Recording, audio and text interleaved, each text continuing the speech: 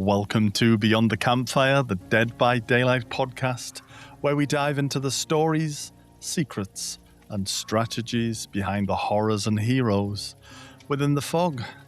My name's Dogbomb, and I am joined by my co-host, Lemon. Hello, Lemon. How are you? Hi, Dogbomb. I'm great. Thank you. How are you? I'm all right, thank you. Yeah, I'm all right. Do you remember what you asked as last week's question? I asked, how many Saw movies have you seen? Oh, do you know how many Saw movies there are? There is 10. I think I've seen more than half of them. I feel like I saw everyone up to like 6, and then I got a bit turned off by them. Like, I thought, like, this is just going on a bit, and I think I've seen 10, but I can't remember. I remember the first one, and I remember some gross parts of some later episodes, but I think I've seen about 6. I think I have seen 5 or 7. I feel like it was an uneven number. So 5 or 7. Who knows? Who knows? Do you like them? No. I really rate the first one. I think the first one is excellent as a piece of drama. Yeah. Beyond that, I thought some of the traps were clever in a kind of... have you seen Final Destination, Lemon? No. So Final Destination has this whole setup where people die, but you kind of see the setup before it happens. And you're kind of working out, all right, how is this going to kind of play out? And Saw has that similar kind of vibe for me at times, but it's just not as clever. Can you put that movie on for one of your movie nights? Yeah, sure. Otherwise, Yeah, I will never watch it. Final Destination. Yeah, I will put it on one of my movie nights. Yay! It's an interesting concept. And my question was, what animals would you like to see added to the game as killers? Lemon? I was thinking some sort of monkey that could like jump in funny places, up the trees, over the walls, not through windows, but like move differently than other killers. Okay. Interesting. I was thinking, we've talked about this quite a lot in our private games in a different sense with Wesker. Worms. Oh, worms. Worms. Either giant worm, like one giant worm, like a Dune style worm, where the worm comes out of the ground and kind of swallows you, or just like lots and lots of little worms that maybe the player can control as like a swarm of worms. Wouldn't a snake be more scary than a No, worm? I think a snake's quite obvious. I think worms are less obvious. True. Yeah, And I just think, gross. yeah, and gross. Exactly. I think there's something in that. Like, can you imagine like a humanoid character made up of lots and lots of tiny worms, all Too kind of easy. squirming around? I don't know why, but that is too easy. Ooh. Let's see what everyone's comments were this week. Shadow Lou wrote, another great episode. I unfortunately won't be able to go to TwitchCon, but would love an update video. Love Pig. I have a build for her called Screaming Piggy or Screamy Piggy. For the question, I watched all the Saw movies, but I went to see Saw X in the cinema with someone I was going out with, and I ended up going into shock. Lost my sight with being hot, lost my sight and hearing for a few minutes. The person I was with was worried, but I was chilled except for missing part of the movie because of it. And then they wrote, animals, maybe a hunting lion, just kind of bypassing that entire story. They went into shock seeing Saw X and lost their sight and hearing, Lemon. What the heck? Oh, I already commented on that one. I saw, because I'm going to read out what they replied back to you. Do you remember what you commented? I think I commented that that experience was more scary than Saw movies, and that I hope they Yeah. were okay, and that I really wanted to know what that pig build was. Yeah, so they said, well, the proper name is the Deadly Screaming Pig. It's an evil play with Hex Face the Darkness, Phantom Fear, Hex Huntress Lullaby, and Hex Undying with razor wires and interlocking razor add-ons. Hear the survivors screaming, and all I do is sit there and hear heads popping. But if survivor makes it, they can leave. I like that. I might run that after this podcast record. That sounds fun. And And scary. they also wrote, "I'm okay, thank you, Lemon. The being in shock situation was okay. I've had it once before, but I think my brain thought the movie Blood was real. I was still annoyed that I missed the movie." Wow. We also had a comment from Disco DH, who wrote, "Great episode in chat. I'm not that great with pig and tend to always forget to put a hat on before I hook." Yeah, We love yeah. those We killers. love that. Yeah. So much fun. And it says, "Lemon, I have only seen 2 of the Saw movies. I have some catching up to do. I would say don't bother. Nah, I would say don't bother. You don't really need to catch up with that you series." watch the good part. Leave it Yeah. there. And they wrote, "Dog Bomb, not sure if it's classed as an animal, but a Bigfoot Sasquatch killer would be good. Ooh, Or a yes. Yeti-based killer." That is a cool idea. I like that idea. Sasquatch in the game. Mm, that's Yes, cool. please. We also had a comment on Instagram from Mhm, Concordant Canvas. mhm. Zero Saw movies. Though I have been tempted because of Carrie Elwes is in it and Bark. Does that make sense to you? Yeah, so Caddy Elvis is he plays, I think, one of the police officers in Oh, it's the been so long, I don't remember. But yeah. And she the bark continued. part is just Concordant getting excited Oh, and barking at them, I think. no, I think the actor barks. Concordant, we need clarification on this. Then she continues, as for animals, I think it would be cool to have an evil murderous unicorn. Could do a Okay, twins situation where the rider dismounts and the unicorn runs off to gore someone with its horn. that's interesting. I've never heard anybody suggest that before. I feel like Concordant have thought too much about this. I like it, I like it. Have you played any Dead by Daylight this week, Lemon?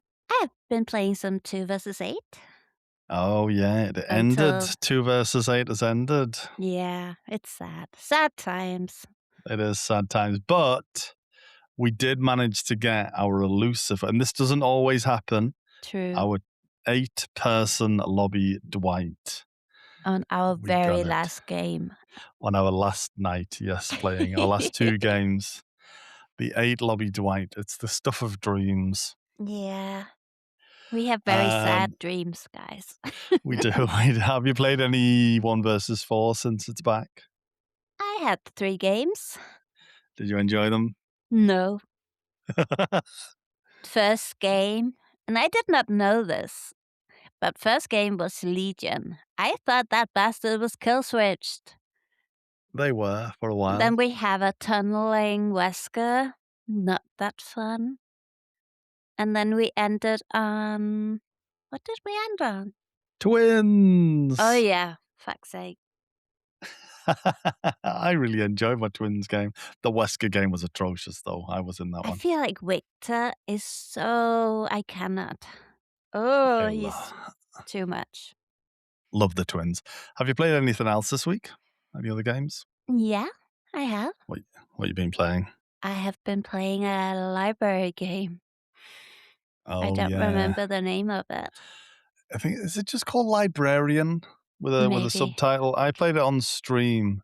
Or Yeah, Matt. it's called Librarian Tidy Up the Arcane Library. Yeah.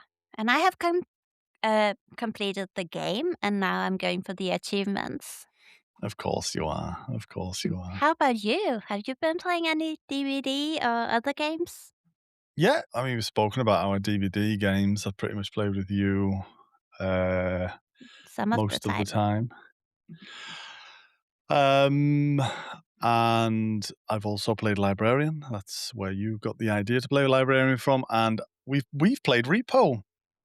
True, we played Repo. We That played was Repo. fun. There is cosmetics in Repo. That is so much fun at the moment. It was fun. It really was. I still don't have a mustache in Repo. Obviously, I have one in real life, but I need that Repo mustache. I desire it. And I love that clip you have put up on your socials today from Repo. It still makes me giggle. Oh yeah, when you got in a box Yeah, with with Dean, Dean. it was very suspicious. Just saying. We had fun. We do have a little bit of Dead by Daylight news this week. In fact, we've got some exciting news. They released a calendar of dates for their 10th anniversary celebrations, starting with the 14th of May. They're basically a calendar which is circled. So it's 14th, the 18th, the 20th, the 22nd are all circled in May. And then in June, we have the 1st, the 4th, the 10th, the 12th, the 13th. And then with a red circle around it, all the others are gold, is the 14th of June, Which is party which day. is which is very exciting. We've got a couple of updates. At the bottom of the calendar, there was a long number string with like 12 numbers in it, and nobody quite knows what that means yet. They've also released a short teaser trailer with a guy on a subway, which also has another number in it. Nobody knows what that number means either. I've seen all kinds of people trying to work out what's going on. Jason, I've seen mentioned a lot. And also Pennywise, I've seen I mentioned a lot. I need to watch that because my autistic brain loves numbers. Yeah, well, these are very long numbers, long strings. Um, yeah, Code breaking you'll and numbers. That is my autism's joy. generally when they release stuff like this, people have worked it out quite quickly. I have not seen anybody work this out yet, so there's something going on, but I have nobody's been worked it out reading yet. about people's suggestions. Same. Yeah. And they also gave away a banner and a badge for the 10th anniversary, so check your inboxes in game. They've also released a big old merch. Well, they haven't released it yet. They have announced and shown pictures of a big old merch drop for the anniversary coming on June the 12th. And yeah, they are going all in on the anniversary. I think this is one of the reasons why 2 versus 8 wasn't extended. And I think there wasn't the kind of passion for 2 versus 8 last time. So I think maybe that made them not extended. But I think they're going all out and all in on this 10th anniversary stuff. It'll be interesting to see if we see anything at TwitchCon next week Yeah. I in did that regard. see that on X or Blue Sky. Dog put her name and then soon TwitchCon. No, yeah, I've seen that too. So I'm excited if we're going to meet Dog. I would like to try and get an interview with Dork or some of the team if they are there. That would be quite cool to get some audio and a And sit I down just with want to get a selfie. them. We'll definitely get a selfie. That'll definitely happen. Don't worry. This week, it's the grit, instinct, and unfinished business of Detective David Tapp.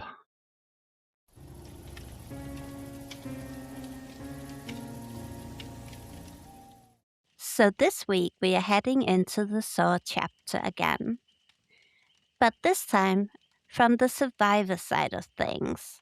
Because after talking about Amanda Young and the pig, we kind of have to talk about the man who spent his life trying to stop Jigsaw, Detective David Tapp. And honestly, Tapp might secretly be one of the saddest characters in Dead by Daylight lore, but we will see.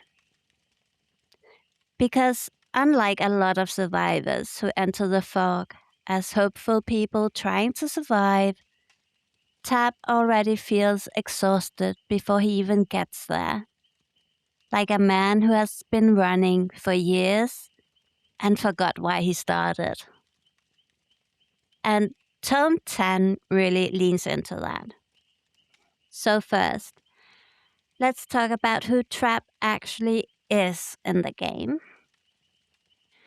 Tapp comes from the original Saw movie universe. He is a detective investigating the Jigsaw killings alongside his partner, Detective Singh. And at first, Tapp is actually respected. He is smart, he's focused, and he is really good at his job. But the deeper he digs into Jigsaw, the worse things get. And Tapp slowly gets pulled into that world. The case starts taking over his life. He notices patterns nobody else notices. He seeks connections other detectives miss. But instead of that helping him, it isolates him. People stop seeing him as driven and start seeing him as obsessed. And then comes the huge turning point. Tapp and Singh finally locate one of Jigsaw's hideouts. This should have been the breakthrough moment. Instead, it becomes the moment that destroys Tapp forever. Inside the hideout, Jigsaw had prepared traps for intruders. Singh triggers a shotgun trap and dies almost instantly. But Tapp survives. Jigsaw slashes his throat during the confrontation, but he is a survivor. And from that point onward, Tapp is never really the same again. Dead by Daylight describes him as surviving physically, but mentally unraveling afterwards. Which honestly feels very realistic for Saw. Because the survivors in Saw rarely comes out okay emotionally. And what I think is really interesting is that Tapp does not become obsessed because he wants fame or glory. He becomes obsessed because of guilt. He believes Singh's death is his fault. And Tome 10 keeps returning to this idea over and over again. Tapp replaying the moment in his head. What if he had gone first? What if he had seen the trap? What if he had listened more carefully? And what if he had stopped Jigsaw earlier? His brain basically turns into an endless detective evidence board, made entirely of regret. And instead of healing, he dives deeper into the case, which is exactly the opposite of what everyone around him wants. Other officers want him to rest. Tapp instead decides, no, actually, I'm going to ruin my entire life about this. Which is very Dead by Daylight behavior, I guess. Tome 10 is also called Lesson Learned. And it feels incredibly noir compared to Amanda's memories. Amanda's lore was emotional and explosive and violent. Tapp's feels quieter, like rain on a window, bad coffee, files stacked everywhere. Someone who has not slept properly in weeks. The tome describes him spending nights alone, looking through evidence, ignoring phone calls, losing track of time, eating badly, basically becoming consumed by the investigation. And the scary thing is, he starts understanding Jigsaw too well. That is kind of the central horror of Tapp's story. Because at first he sees Jigsaw as just a murder, a monster, but eventually he realized something much worse. John Kramer genuinely believes he's helping people. He believes suffering reveals truth. He believes survival creates gratitude. He believes fear strips people down to who they really are. And Tapp becomes fascinated by this mindset. Not because he agrees with it, but because he needs to understand it. Because Tome 10 never turns Tapp evil, but it absolutely shows Jigsaw taking up more and more space inside Tapp's head. Eventually, everything starts becoming filtered through Jigsaw's philosophy. Every case becomes about tests, choices, punishments, survival, human weaknesses.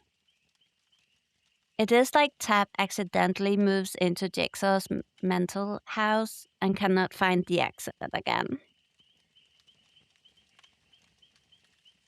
What makes Tapp tragic to me is that he is not chasing Jigsaw because he loves the hunt. He's chasing him because he cannot emotionally survive failing. And those are two very different things. He's trying to fix the moment when Singh died, trying to undo guilt through obsession, which never works. And honestly, the entity probably loved that about him. We all know that the entity feeds on strong emotions: fear, guilt, rage, despair. Tapp is basically carrying all those around at once. Eventually, we get to the ending, which feels very classic Dead by Daylight. Tapp follows another lead alone, again, ignoring warnings, ignoring procedure, ignoring the fact that he clearly mental is exhausted. And the tone really leans into the atmosphere here. Dark spaces, silence, cold air, tunnel vision. The feeling that he has gone too far to turn back now. And then the fog appears. And I think the really terrifying question Tom Tan asks is this: did Jigsaw already win? Not physically, but he did mentally. Because by the end of Tapp's story, what is left? His relationship with his wife is gone. His career is damaged. His health is wrecked. His entire identity revolves around the hunt. Jigsaw consumes his life completely, even before the fog shows up. And honestly, that makes Tapp one of the saddest survivors in Dead by Daylight. Because some survivors are taken at the worst moments of their life. Tapp is taken after years of losing himself piece by piece. But this also creates a really fascinating mirror between him and Amanda. Amanda loses herself trying to become Jigsaw's successor.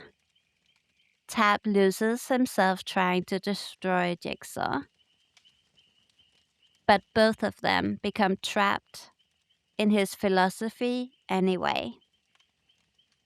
And I think that's what makes the Saw chapter work so well in Dead by Daylight.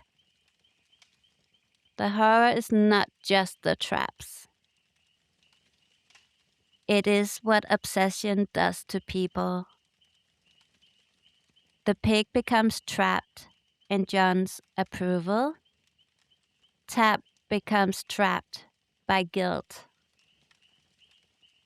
And both of them walk straight into the fog carrying emotional baggage heavy enough to sink a ship.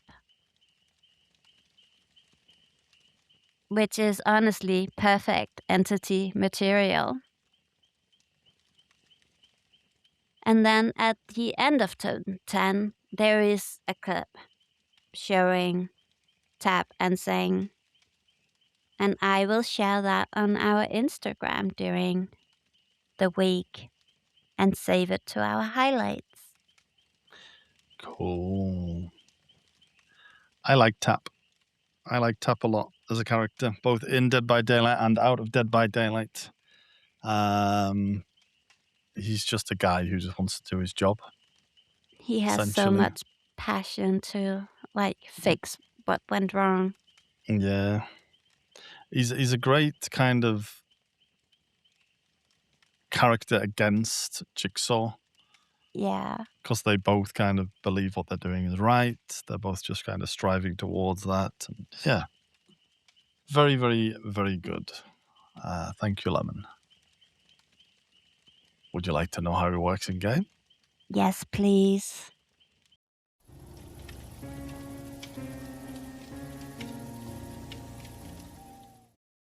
David Tapp is built around determination and information. His perks are about staying in the fight when things go badly, tracking objectives, and turning risky moments into progress.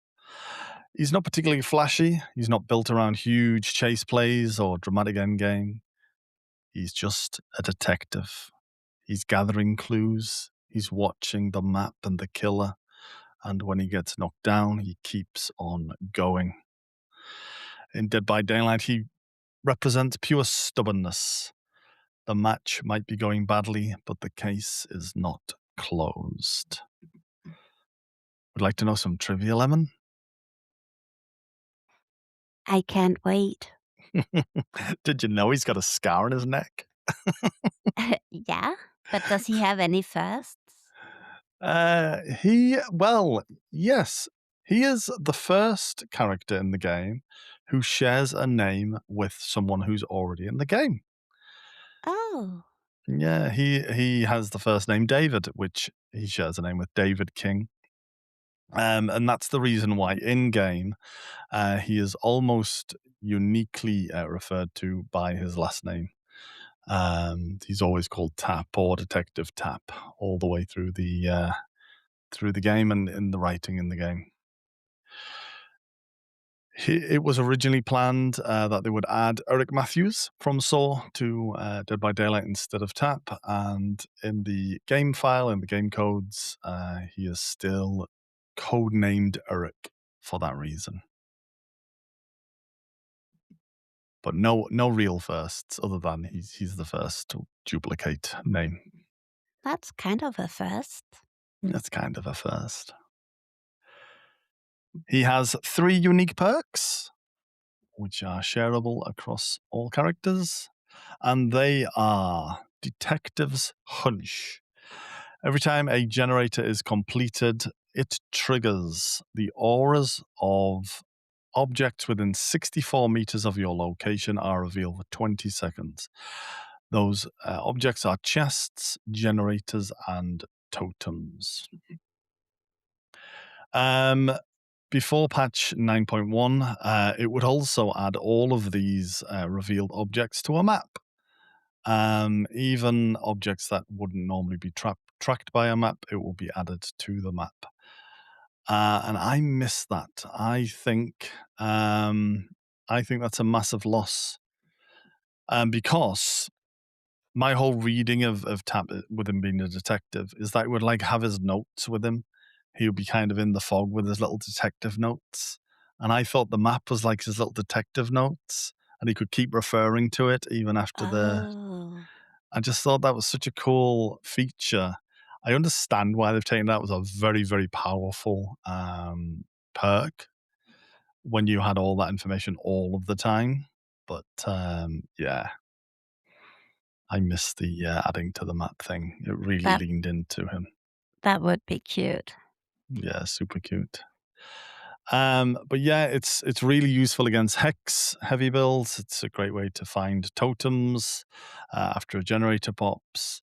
And yeah, I still can't get over the fact that he hasn't got his map because he he was just man with paperwork at that point, just running around with his little bits and bobs, his little pen.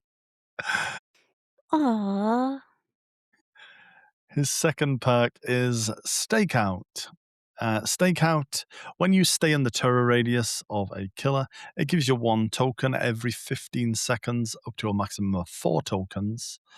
And whenever you do any interaction with a skill check, it can convert any good skill check into a great skill check and consume a token. It also increases the progression or bonus of those great skill checks by 1%. But if you do get a great skill check, it doesn't consume the token. It doesn't change that great skill check for you. There's a lot of kind of add-ons to this. Lullabies don't add to tokens. If you can hear a lullaby, but you can't get a terror radius, that doesn't count.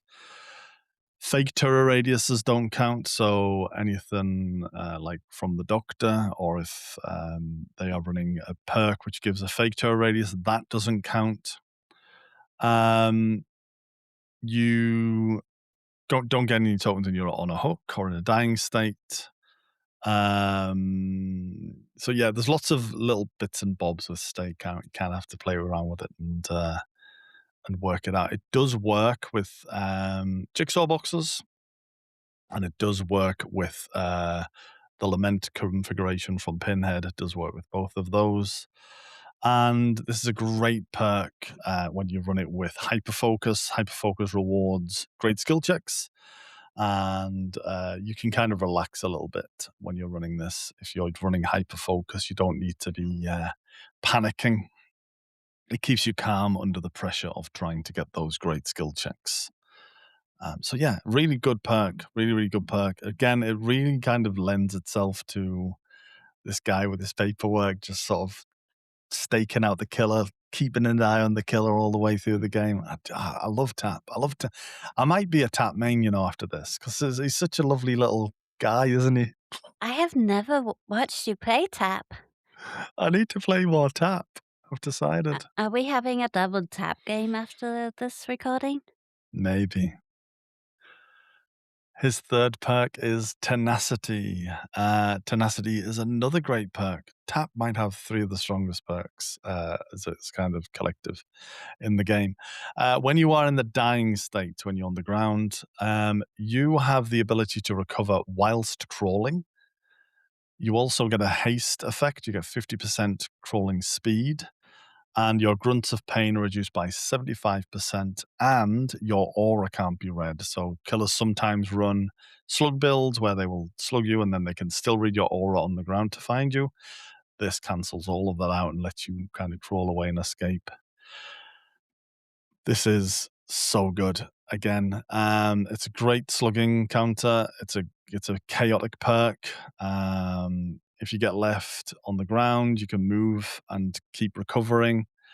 It works super well with things like Unbreakable, where you can stand up, Flip Flop, which turns your recovery progress into wiggle progress, Power Struggle, which throws pallets down, Boil Over, Plot Twist. It just works with so many so many perks, just a natural fit. And yeah, it turns that dying state into something active and kind of you're still playing the game if you're slugged. And or usually when you're slugged, if there's not a totem out there or you haven't got anything to stand up with, you just feel like you're wasting time. You're just lying on the ground waiting to either bleed out or get picked up or eventually hooked. Very good perks. Very good guy. I like Tapp. I like again, it really lends itself to Tapp. You know, he's the guy who is crawling for dear life and oh, what a guy. It's What a the guy. first time I have seen you so excited over Survivor. I know, and we've done the Ace episode already, right? I'm in This is shock. let's talk about some builds you might want to run with Tapp. Classic detective Tapp. Detective's hunch, stakeout, maybe add in some sprint burst or some kindred. And just get information. Uh, just this is a good solo queue build. It's sensible, gives you map knowledge, gives you rewards for being near the action, keeps you safe with sprint burst if you do get found. Yeah, it's just great detective work. Or maybe you want the slug escape tap. Use tenacity with unbreakable flip flop power struggle and make the killer regret leaving you on the floor. Tenacity lets you crawl and recover. Unbreakable allows you to make the big comeback. Flip flop converts that recovery into wiggle progress, and power struggle can turn every single pallet into a threat. So you can crawl under a pallet and throw it down yourself. Yeah, it won't work every match, but when it does, it is absolutely disgusting, and I love it. You can have the great skill check tap, stakeout with fogwise and hyperfocus and prove thyself. Turn all those good skill checks into great ones and get killer aura every single time you get a great skill check with fogwise, hyperfocus, speeding up that gen progress, and prove thyself if you're working with other teammates. It's very gen focused, but it's very satisfying if you like feeling clever. It's very embarrassing if you miss a skill check. So, not for you. Maybe you want to run Totem Hunter Tap.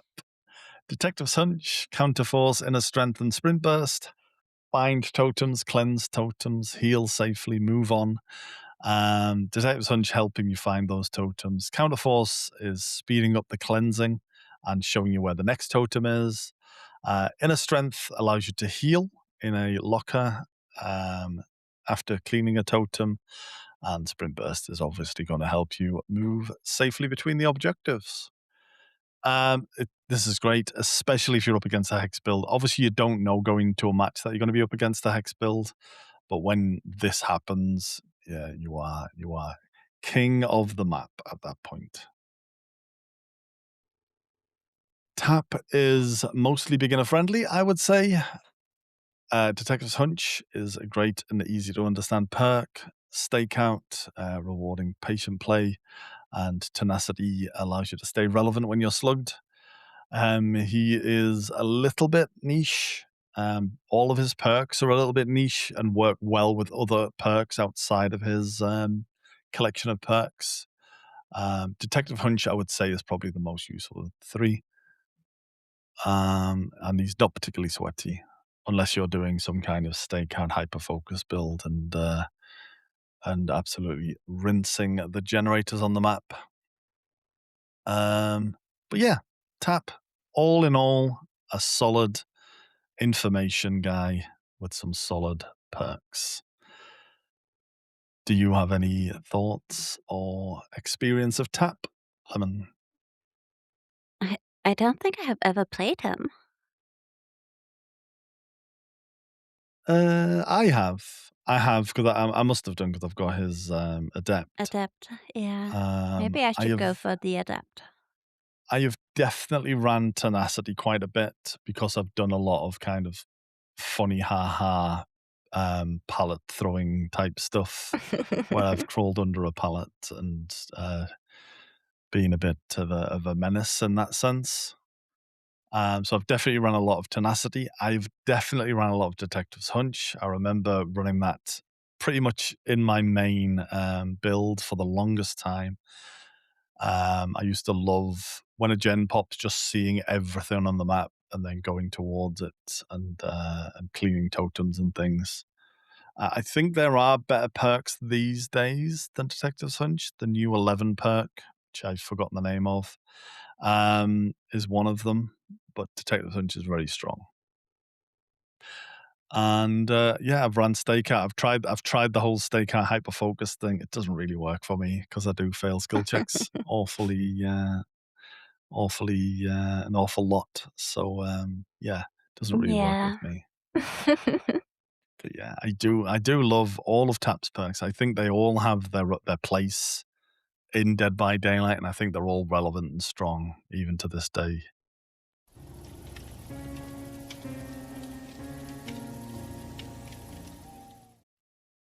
Every week, we like to pick a creator in the world of Dead by Daylight, either a streamer or a artist or someone who brings a unique voice to the world of Dead by Daylight. And this week, we've chosen Ace of Twitch. But you can't guess what platform they're on. Should that be Twitch? Were you answering my question? Yeah. Oh, yes. Yeah, it is Twitch. Yes, you're right. Well done. Are Fuck's you sake. aware? Are you aware of Ace of Twitch? Yes. I was aware of Ace of Twitch before I played Dead by Daylight. Oh, wow. That's cool. We actually, yeah, we have been in the watching the same stream and been in the same Discord and played other games ages ago. They are a Netherlands-based Dead by Daylight streamer, which is why I thought we'd pick them this week. It's TwitchCon next week, which is in the Netherlands. We are both going to be there, as is Ace of Twitch. I guess it's their local convention. They are a big Resident Evil fan, but they do stream an awful lot of Dead by Daylight, around 4 or 5 times a week. You can find them over on Twitch. Yeah, you should go and check out Ace of Twitch over at Twitch. You can find the link in the show notes as usual. And And maybe we'll see them they at TwitchCon. and they are amazing and so kind. Like they are a great person. Amazing. Who is the next episode's character, Lemon? Next week, we are going to talk about the clown. So find your red nose and be ready. I am so excited about talking about the clown. That is an interesting that is a character that I am interested in finding I the lore out about. I do hope looking into him, I will find out why he likes to suck on fingers. I think you will. You must do, surely. He I loves hope those so. fingers. I hope so.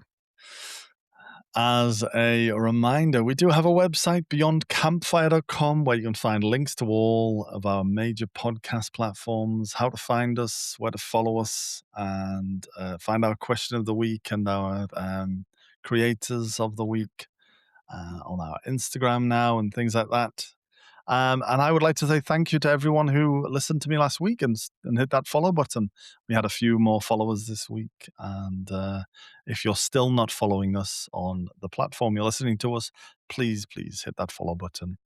It really does help. We can see it's making a positive impact on the podcast, and it will help us to continue doing this for many weeks, months, years, maybe. We'll see. We'll see. We'll see when Dog Bun gets tired of me. Do you have any questions for the listeners, Lemon? I do. My question this week is, have you ever dreamt about becoming a detective? Oh, another What is your deep one. question, Dog Bun? Oh, my question um, is based around Tap being so hyper focused. And it is outside of Dead by Daylight and outside of video games. I'll expand that to be all the video games. Outside of video games, what is your hyper focus? What is the thing that floats your boat, listeners? Let us know. Because, yeah, I would be really interested. One of my favorite things, and I should keep this for next week, but maybe I'll talk about it now. One of my favorite things, Lemon, is finding out what someone's hyper focus is, what they're really into, and then listening to them talk about it. I can sit and listen to someone talk about their passions for hours and hours and hours. Oh, yeah, me too. I do find those holes on, YouTube Yeah, where me too. people is passionate about something. Me So, too. do I know how to grow mushrooms indoors in your house now? Yes, I do. Do I know a lot about grit and how you, tumble rocks? Yes, I do. Yeah. I have not done any of them yet, but I know how to. And while everyone rushes off to YouTube to type in how to tumble rocks and how to grow mushrooms indoors, remember, play safe out there and don't get hooked.